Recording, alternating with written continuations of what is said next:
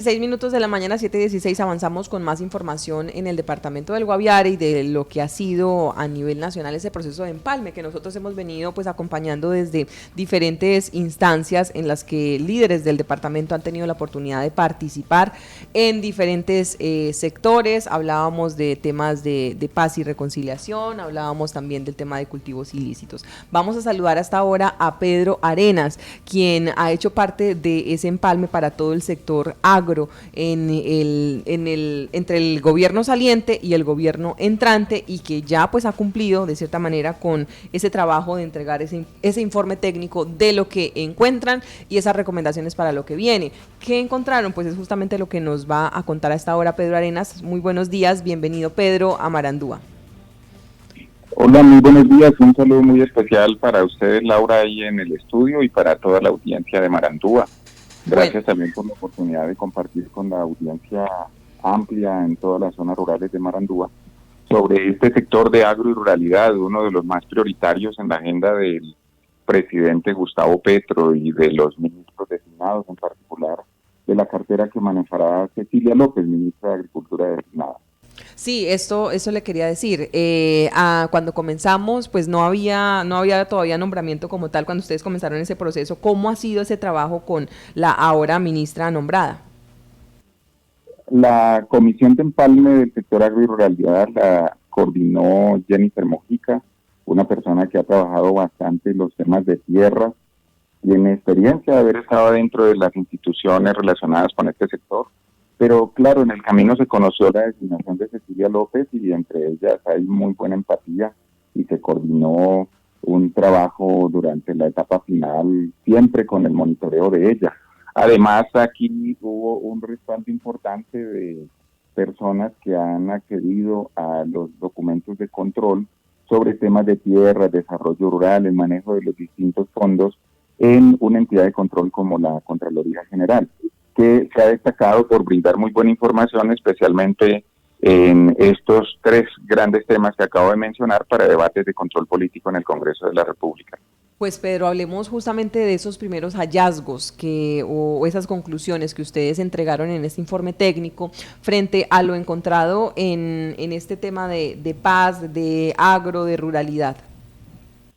Claro que sí. Pues en primer lugar, un norte que se tiene desde la campaña electoral es el de la recuperación del tiempo perdido en la implementación del acuerdo de paz, porque todos es conocido que durante los pasados 4 años la administración del presidente Duque ralentizó, hizo muy lentos el funcionamiento de los distintos programas derivados del acuerdo de paz, y ahí hay una tarea prioritaria. Entonces, el equipo de Empalme hizo énfasis en recabar información de las entidades adscritas a este sector relacionadas con el punto 1 del acuerdo de paz y en consonancia con el punto 4. Porque recordemos que el punto 4, en lo que se refiere, por ejemplo, a los programas de sustitución, forman parte integral del capítulo 1, o sea, de la reforma rural integral.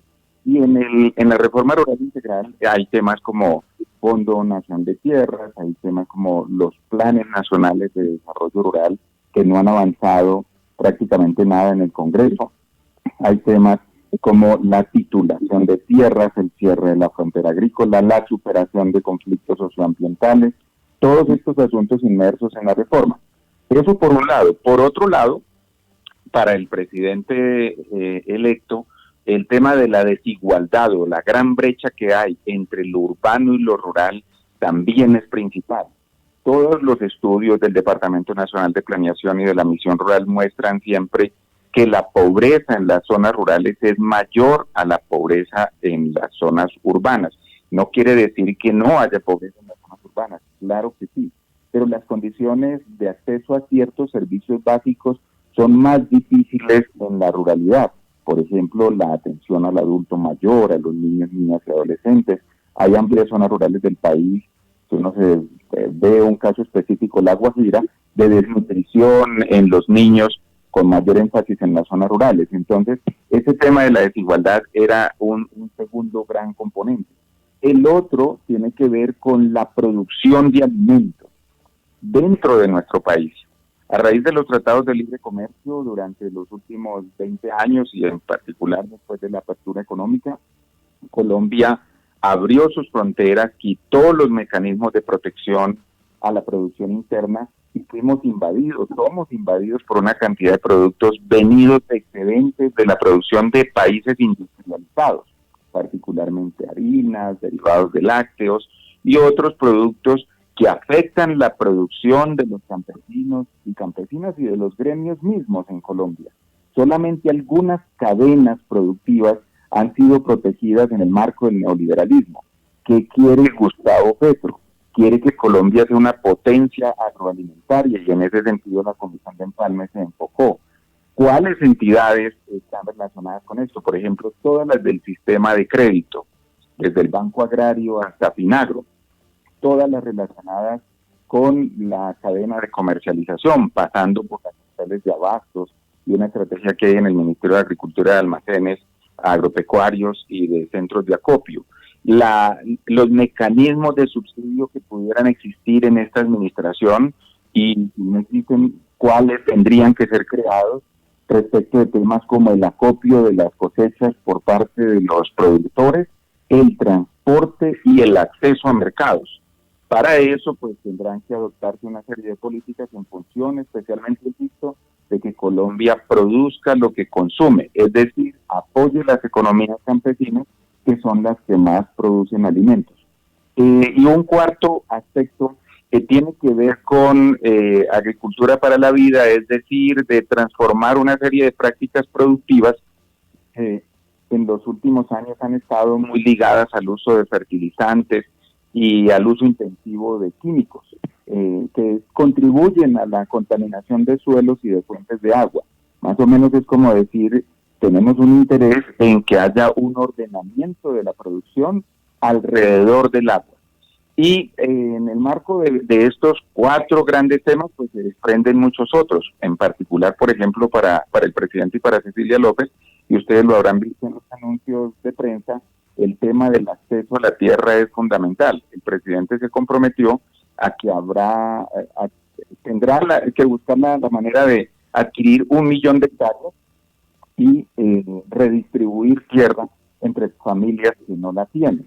Para eso, el presidente ha dicho claramente que quienes tienen grandísimas extensiones de tierra tendrán, por un lado, que ponerlas a producir. Si no tienen cómo ponerlas a producir o no quieren, tendrán que pagar los impuestos que son justos sobre esa tierra. La mayoría de la tierra rural en Colombia no paga impuestos. En tercer lugar, tendrán, si no la ponen a producir, que venderle la tierra que no ponen a producir al Estado. Y eso Cecilia López lo ha anunciado claramente. Vamos a meterle el diente a ese tema. Básicamente esos son los ejes. Obviamente están todos los de articulación institucional y los de financiamiento y planeación del sector. El tema de la articulación institucional es fundamental entre el Ministerio de Agricultura y el Ministerio del Medio Ambiente, por ejemplo, y el tema de la articulación adentro del propio ministerio, porque hay una serie de fondos, por ejemplo, el Fondo Nacional del Ganado, el Fondo de la Porcicultura, el Fondo del Cacao y muchos otros que tendrán que articularse ahora a la cartera de Agricultura. Pedro, en este caso, por ejemplo, dicen que van a fortalecer los territorios de los pueblos indígenas, afrodescendientes, negros, palenqueros, raizales y campesinos. ¿Cómo hacer, por ejemplo, en el Guaviare para garantizar a nuestros indígenas NUCAD, por ejemplo, volver a su territorio?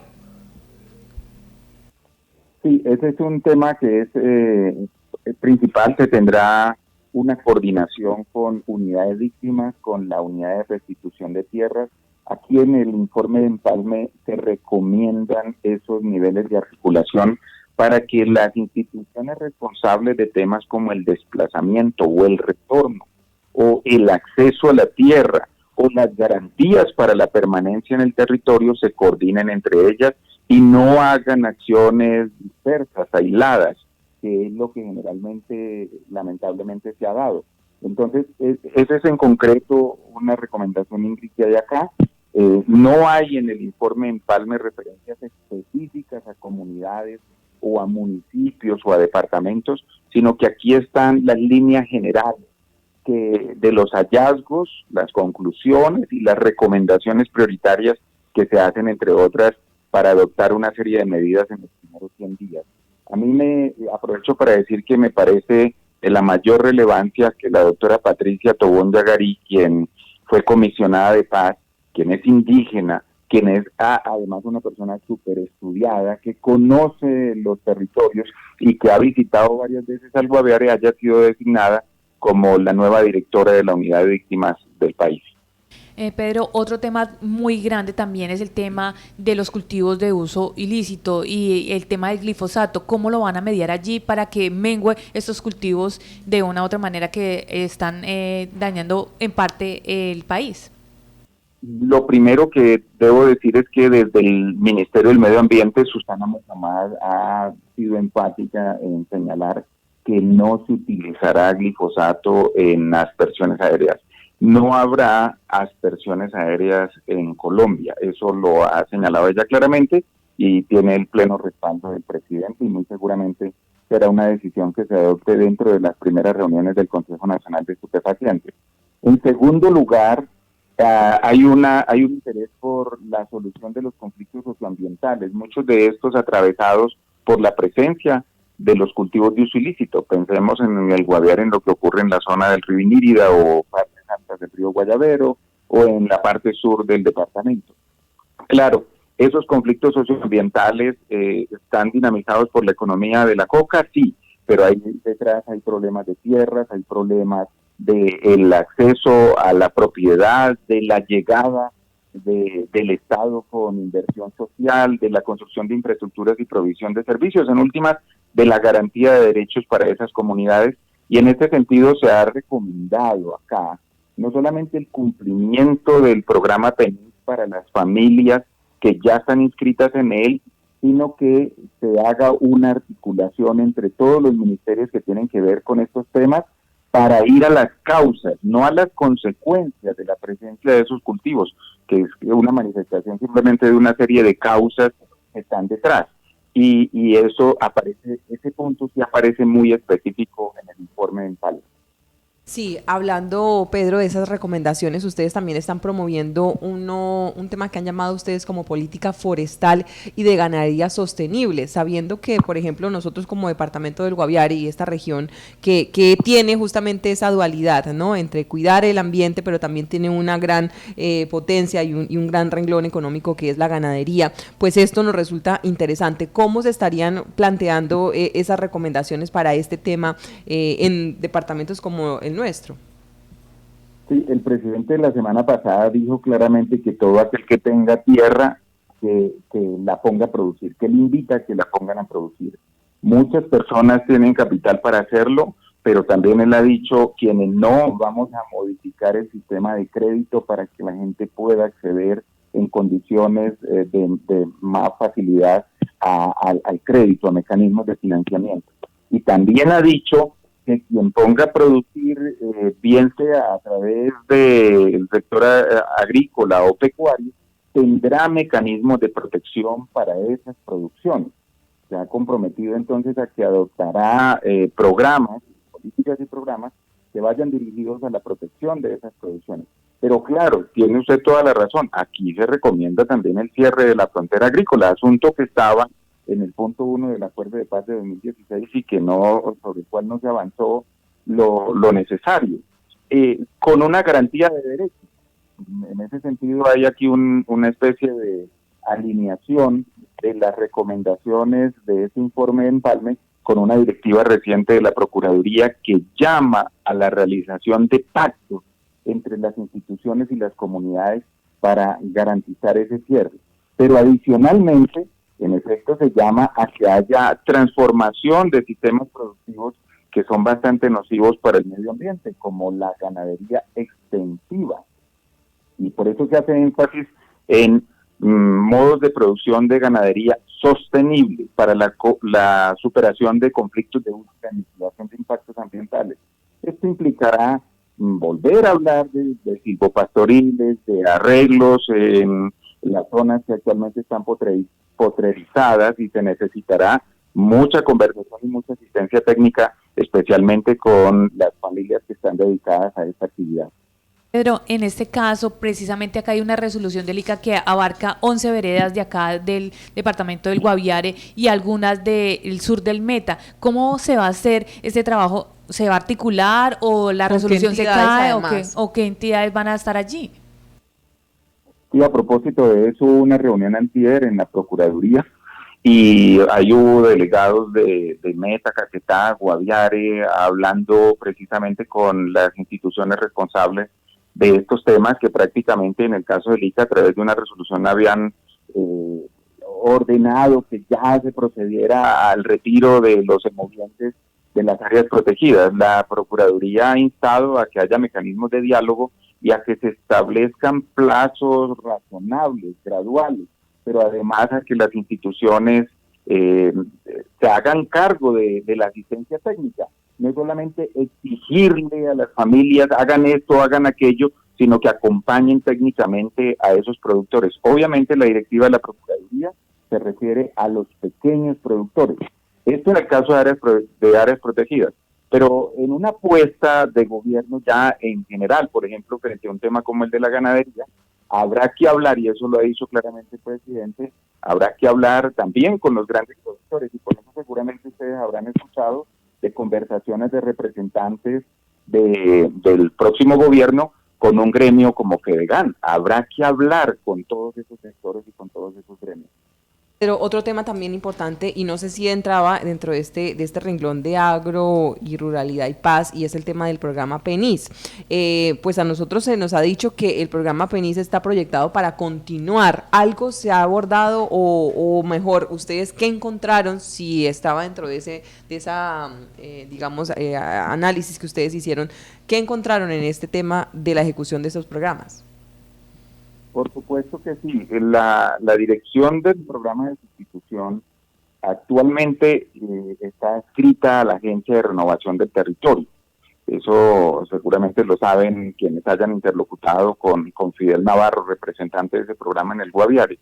Y la Agencia de Renovación del Territorio a su vez tiene a cargo los temas PEDES. Aquí en el informe Empalme uno de los hallazgos ha sido tristemente los bajos niveles de articulación entre el programa PENIS y el programa PEDES.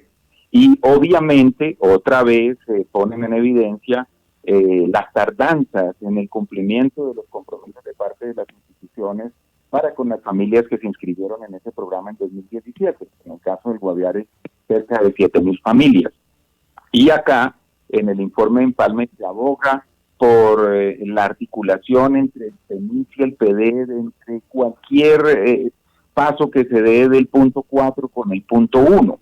Y hay unas menciones específicas en los hallazgos a la cantidad de proyectos PEDES que están en etapa de estructuración, los que ya tienen financiamiento, los que están en ejecución, los que están terminados.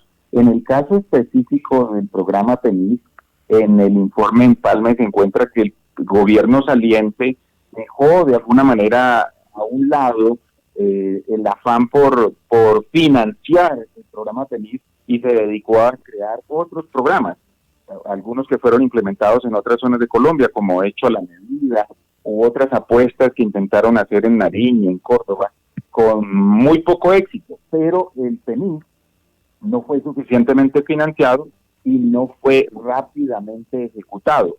Por eso a muchos les preocupa, incluso yo hablando con líderes comunales del Guaviare, que aunque ahorita le cumplieran a las familias, muy seguramente esto no tendría un gran impacto, porque buena parte de estas propuestas son de hace 5 y 6 años.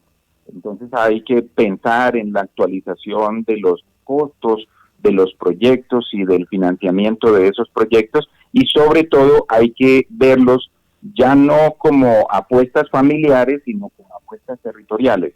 En las recomendaciones de la Comisión de Empalme respecto de ese programa, se aboga más por la idea de transformación de las condiciones económicas del territorio, atado al acceso a la tierra, y se aboga más por la reconversión de los sistemas productivos, más desde la perspectiva territorial que familiar. Sí, a propósito de ese tema y de las recomendaciones de financiación, ¿ustedes qué están, digamos, diciendo? Porque lo que han encontrado es que hay un desfinanciamiento total en este sector de agro y de ruralidad, y todos estos programas y todas estas instituciones, incluido desde el DNP, y programas como, o mejor, entidades como la UPRA, que van a tener un papel importante según lo estamos viendo en sus recomendaciones, cuentan con presupuestos muy, pues digamos, pequeños considerados la cantidad de trabajo que tienen que hacer en territorio. ¿Qué se ha planteado para ese tema de las financiaciones? Aquí en el informe de Empalme lo que se hizo fue un diagnóstico de cómo están esas distintas entidades adscritas al sector agro y ruralidad en esa parte del financiamiento. Por ejemplo, el presupuesto de la Agencia Nacional de Tierras, que a propósito debería tener una delegación directa en Guaviare de carácter regional, para que en Guaviare por lo menos tengamos en la parte institucional de tierras el mismo nivel que en algún momento tuvimos con el INCORA, porque actualmente hay una oficina, sí hay en la gobernación, pero entiendo, para citar solamente un ejemplo, que hay cerca de 6.000 solicitudes de titulación represadas en un departamento como Guaviare, que es bien pequeñito, pero con esas 6.000 solicitudes se podría garantizar el acceso a la titularidad de más o menos unas 200.000 hectáreas. Pues estoy diciendo cifras así a las volandas, pero pongo ese ejemplo para que ahora lo pensemos en otras zonas del país donde hay muchos más usuarios, campesinos y usuarios de tierras que tienen esa necesidad de acceder a los programas de la Agencia de Tierras. Y decía, en materia de presupuesto para 2022, esa agencia necesitaba 308.000 millones de pesos, pero en el proyecto de presupuesto para el 2023 se solicita más de 1 billón para atender el rezago que tiene la Agencia Nacional de Tierras en atender las solicitudes de las familias que están pendientes de acceder a un título. Para mencionar solamente un temita, mire usted que se necesitaría pasar de 300.000 millones de pesos en una agencia como la de Tierras a más de 1 billón.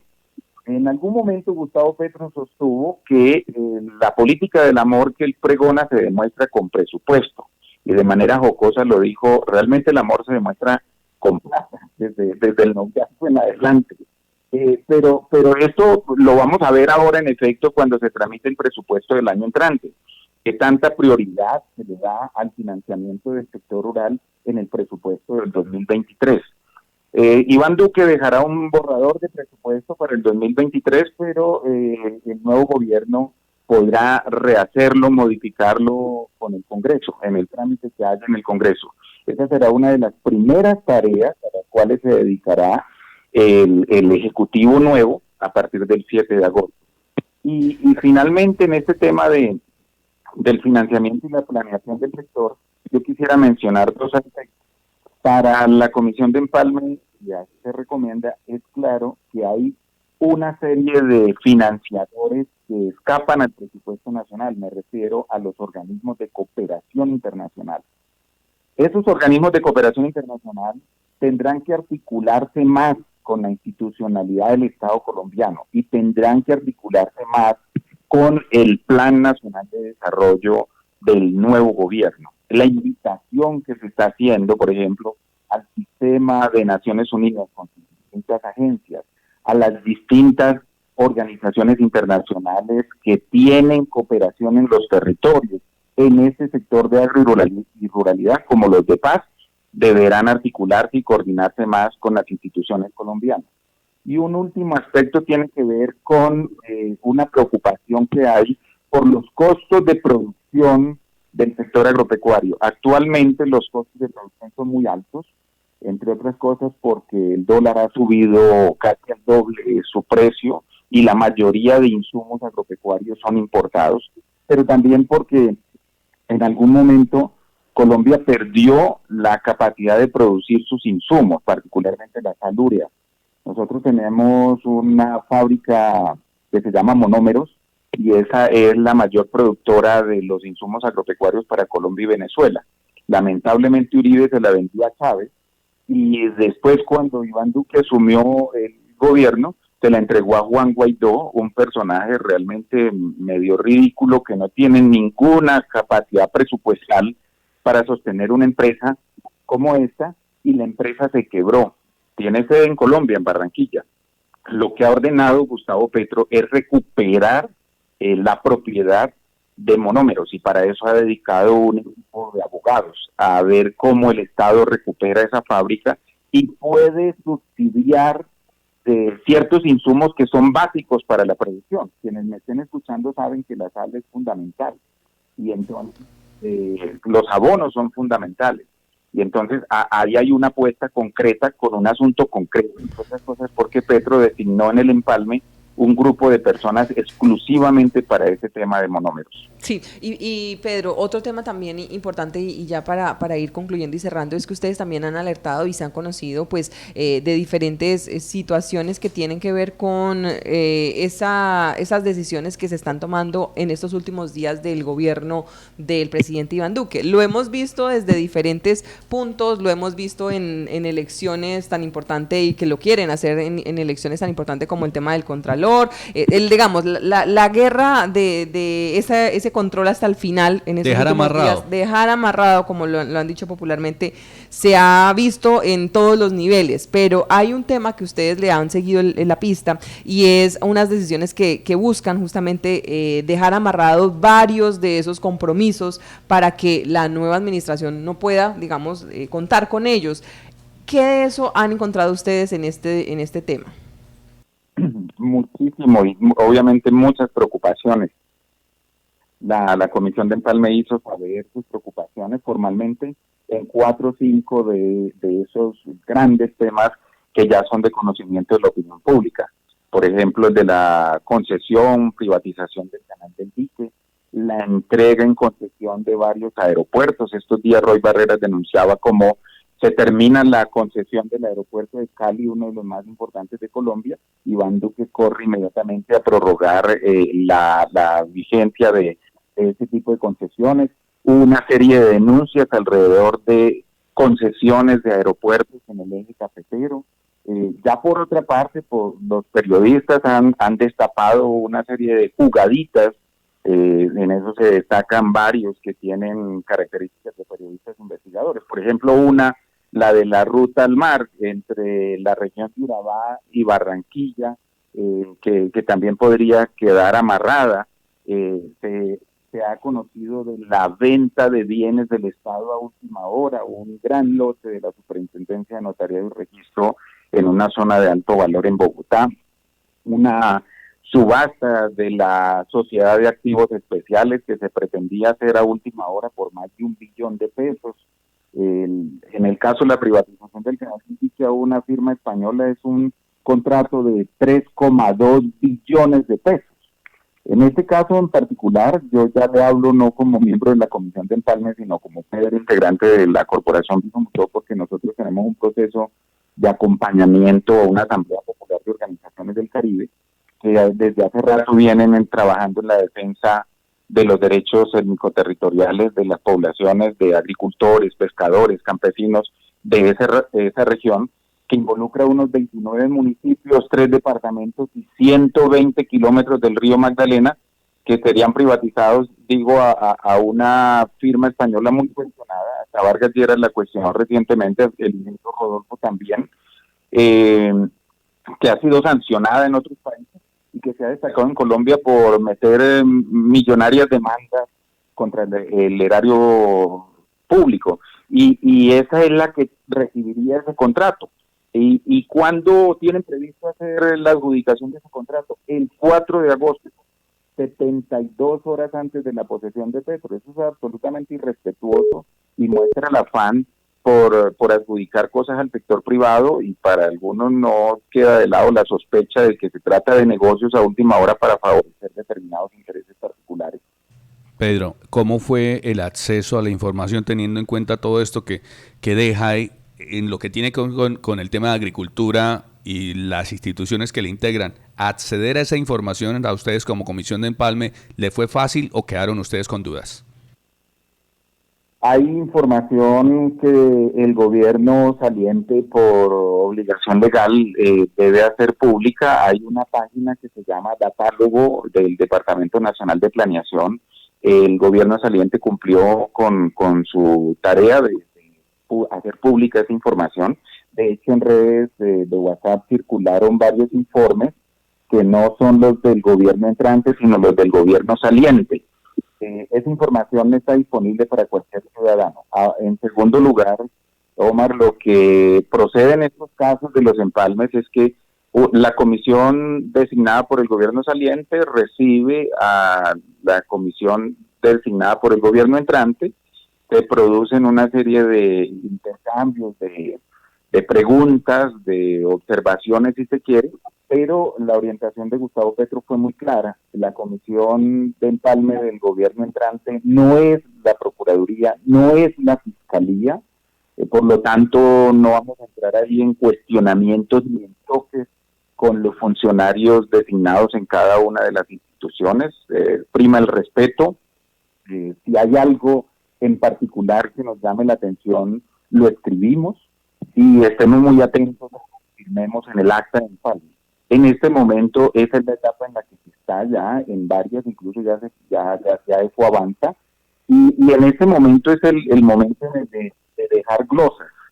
A propósito de lo que tú dices de si hay preocupaciones, bueno, si uno tiene una preocupación en una de estas comisiones y hay un punto que no está lo suficientemente claro y uno cree que eso le puede representar un problema al gobierno entrante, entonces se deja la anotación, se deja la glosa, se deja la salvedad, porque en efecto muchas cosas del gobierno saliente, y esto lo digo de manera absolutamente neutra, más adelante pueden ser objeto de investigaciones, entonces quien entra deja las salvedades.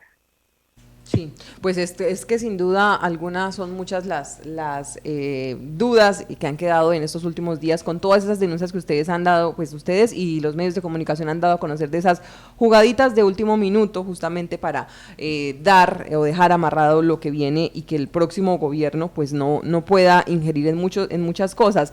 ¿Qué tanto de eso, digamos, en cuanto a esas acciones y esas actividades que se están adelantando en diferentes sectores se van a poder reversar? Ese es un punto de lo más interesante. Hay cosas que son realmente escandalosas. Esto de que de los OCATPA se gastaron la plata anticipada de 10 años, como lo aceptó públicamente la directora del Departamento Nacional de Planeación, y que en la plata de los OCAT se pagaron coimas, y que esas coimas pueden ascender a más de 500 mil millones de pesos según las denuncias de periodistas de Blue Radio y de la revista Cambio. Pues son hechos cumplidos que tendrán que investigar los entes de control. Hay cosas en las que el nuevo gobierno, si deja las anotaciones, las salvedades, las excepciones, podrá tener actuaciones jurídicas en donde lo considere necesario hacer así. Hay cosas en donde le corresponderá más a la sociedad civil proceder a impugnaciones, a demandas de nulidad. Por mencionar un caso, esto del canal del dique, muy seguramente si lo adjudican el 4, pues el gobierno cuando llegue el 7 tendrá un hecho cumplido, es un contrato adjudicado y probablemente ya firmado. Vamos a ver hasta dónde se da la pela el nuevo gobierno de llamar al que será contratista para fijarle condiciones, para decirle reversemos esto.